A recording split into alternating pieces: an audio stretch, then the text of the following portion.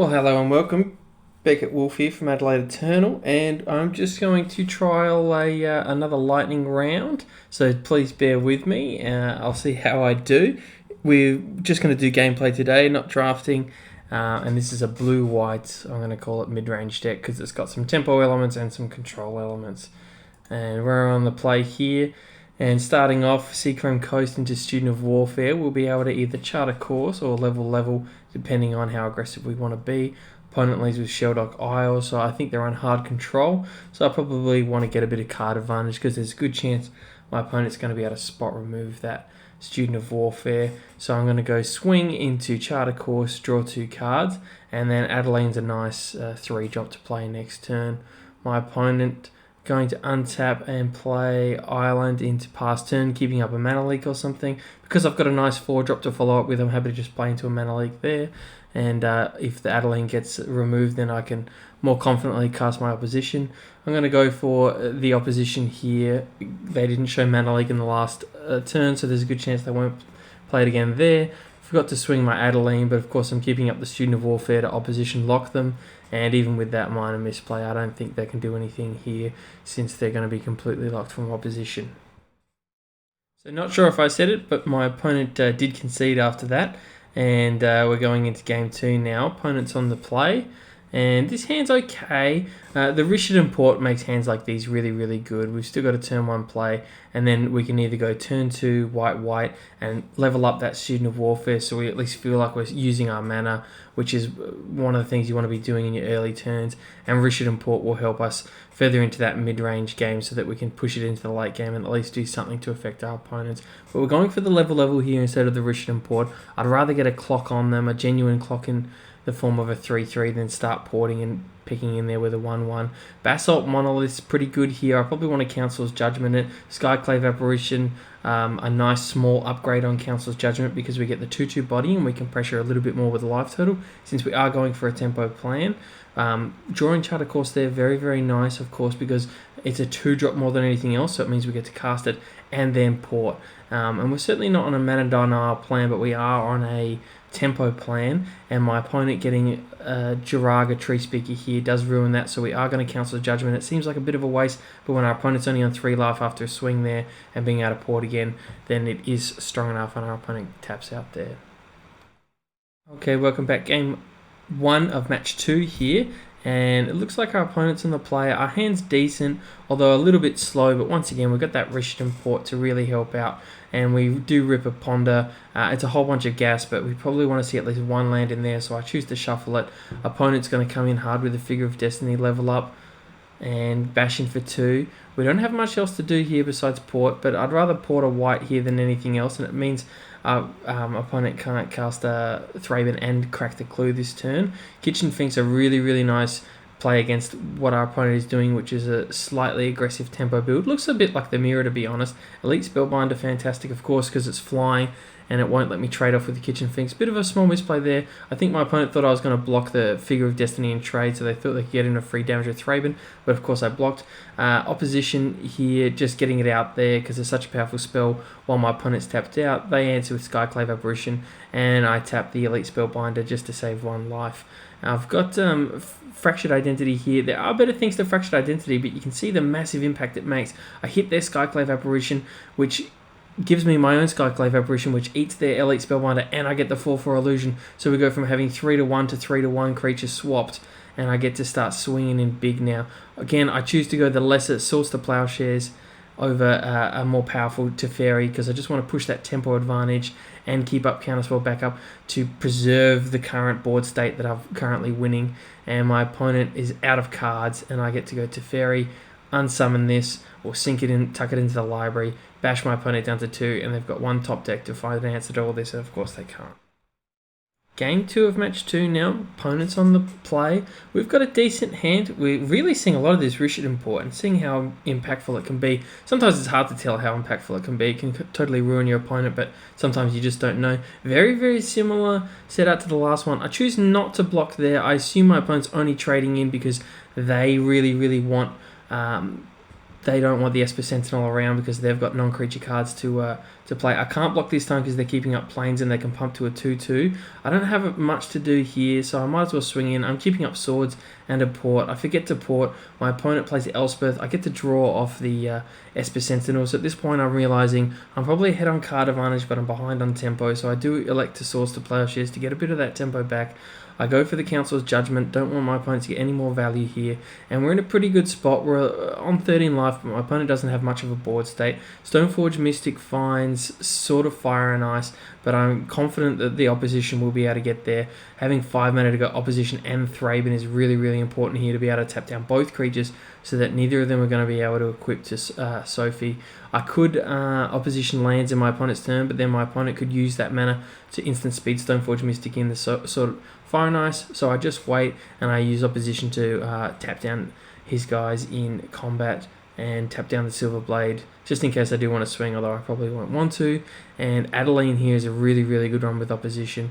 You get to swing and create a 1/1 straight away. I'm not going to swing this turn though because the token does come in tapped, so I might as well swing next turn with a Vigilance and then I can have 3 tappers next turn.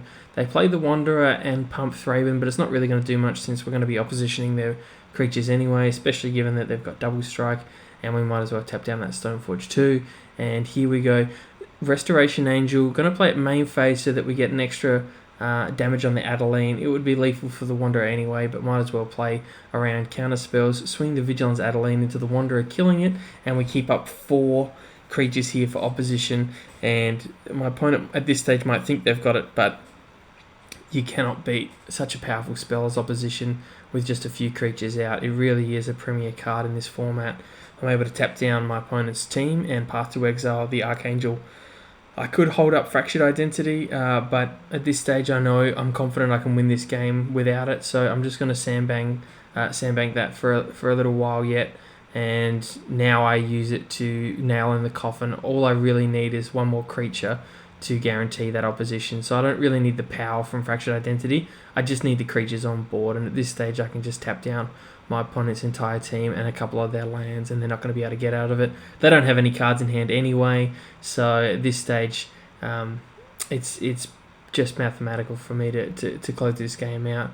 Sometimes it can be dragged out a little bit, but I think I've pretty much got close to lethal here because I've got a 14 power Adelaide here because it's 7/4 with double strike, and it will go up to 8 once I get the trigger. And Gideon Allows Zendikar means I don't have to do any maths, I just get to emblem an alpha strike, and that's very much lethal. On to match 3 now, and match 3 is really the reason I wanted to do this. This is such a sick match.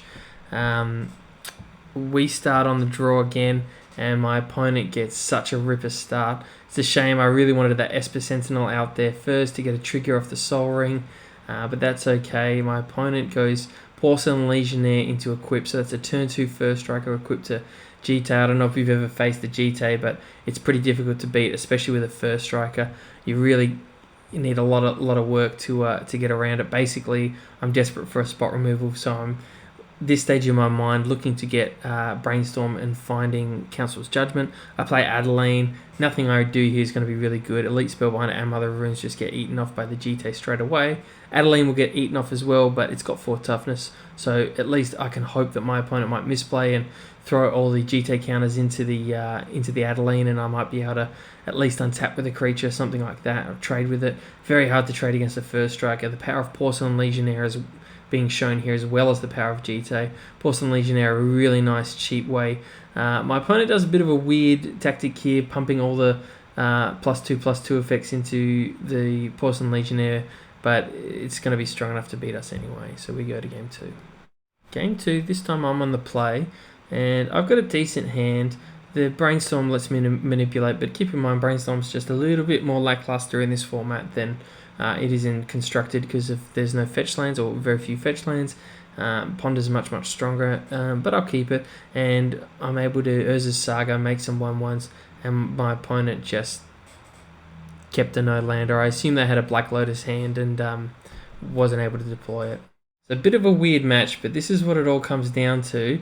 And my opponent's on the play now, And my hand's pretty lackluster as well, but at least I've got 2 playables and the rest of my hand's cheap. So if I can find an island, I can deploy most of my hand, which is good. And I'll give you a little spoiler alert, that miscalculation never does get cast.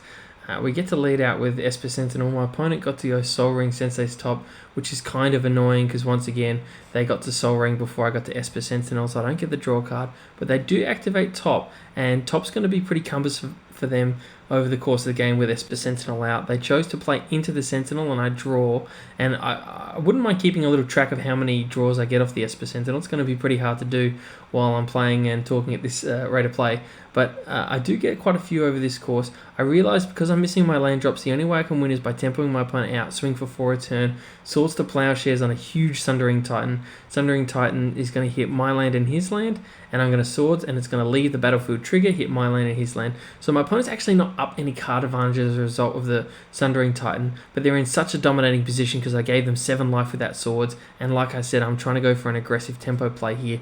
Pretty tough to do that when you're giving your opponent 7 life. My opponent's just basically given up on worrying about the Esper Sentinel, letting the tax resolve and letting me draw cards, which I end up discarding to hand size, but it does let me filter out, keep the better cards, and sink the cards that I don't want. And I'm in a pretty shocking position here. Baleful Strix, fantastic against a player that's trying to tempo out an opponent.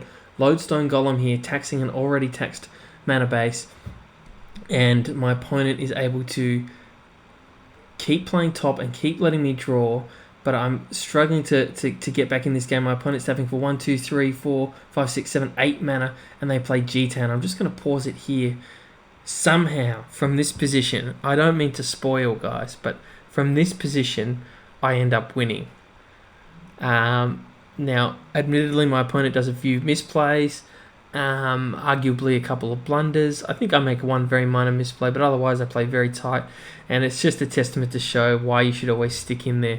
Because if you showed this board state to 100 Magic players, I think all 100 would say that this game's pretty well wrapped up. But let's see how we go. The few things I've got going for me are my opponent's given up with the tax, that I do have a path to exile here to gain to stop getting GTA'd this turn, and I've got a 3/3 first striker against a 5/3 golem. Now Fractured Identity comes down for my opponent, and at this stage I'm thinking, okay, this game's really truly done. When your opponent's Fractured Identitying your Student of Warfare, it's really, really over. My opponent's got a huge amount of mana. I go sort of Body and Mind just because everything else is taxed, basically. I could keep up Miscalc, but there's no point doing that when my opponent's got such a big mana pace. No point playing Thraben Inspector when my opponent's got a G-Tank and ping it off. So I just play the sort of Body and Mind just to use up my mana as it's an artifact here. And Sophie comes down and it's looking really dire. And I could probably pause again and show you at this point and say, who are you still betting on at this stage? So Council's Judgment comes down. I name the Lodestone Golem. It's hard to tempo an opponent when they've got so much mana. A really good trick I like to do to get back into games is to hit the creature, not the equipment, and then force my opponent to spend their mana re-equipping. But when your opponents play Thrain Dynamo, they can just basically ignore all of that. I play Adelaide and a little mana dork so that my opponent's 4 GT counters can't just lethal me. I chump. GT goes up to 6. I've got Caracas here, so my opponent's going to go neg, neg, neg, neg. I get to Caracas, so they have to neg in response to the Caracas, so I end up getting rid of all of their GT counters, and I get to go Sheldock Isle, find Fractured Identity, which is a really nice find. At this stage, I think, hey, maybe I've got a chance because I can chump block with the Archangel Avacyn. Because it's got Indestructible, I'll get to untap with it, and my opponent's used up all the GT counters, so they can't get rid of it. I do that, enters the battlefield, Indestructible, block, GT counters go on, and now I untap and I've got Sheldock Isle and I've got a Caracas. I've been hitting my land drops and I've been drawing cards from that Esper Sentinel last time. Now here, you might not notice it, but I've got a really nice play. I can go sort of Body and Mind and I can tap with opposition, but my opponent's got Spear of Heliod, so they've got the Gilded Lotus to play it, so they'll be able to destroy my Archangel if I swing with it. So I can't actually do that equip and swing play. I've got to keep up Fractured Identity. I realise I can't Fractured Identity my opponent's Student of Warfare because it's protection from blue. No point Fractured Identitying the Germ because they'll just re-equip. The metalwork is pretty lackluster. I choose the Tide Hurler Sculler so I can get Miscalc back and might be able to cycle it later. I'm obliged to chump block the massive Student of Warfare. I take 2, go to 3. Get my Miscalc back. GT counters go on. My opponent's starting gaining life with GT counters. I'd call that a mistake. My opponent forces my Avacyn to trigger and does 3 damage. My opponent could have used Spear of Heliod here as well. They probably missed that since I didn't swing, but it does do damage, so they could have killed it. I do get to sweep the Metal Worker here. I go Kitchen Finks once again, just clinging to life. And at this point, I think, man, I've held on for a long time, but I'm still just in a terrible chump blocking stage, and I don't really have a way to win this game. I thought the sort of body of mine might be a way for me to actually have a resolution strategy, but at this stage it's not working with that Spear of Heliod out. My opponent swings Germ, which is silly. I probably shouldn't have re-equipped at all because I would have had to have traded with the Avacyn. I chump block, Kitchen Finks stays alive because of its persist. The GT counter goes to kill it, and I get to opposition tapping down the Spear of Heliod, which means this turn I get to equip and swing Sword to the Avacyn. So finally I'm seeing a resolution strategy. I elect to get Teferi, Hero of Dominaria, which can draw me into Mother of Runes, which can serve as a single chump blocker.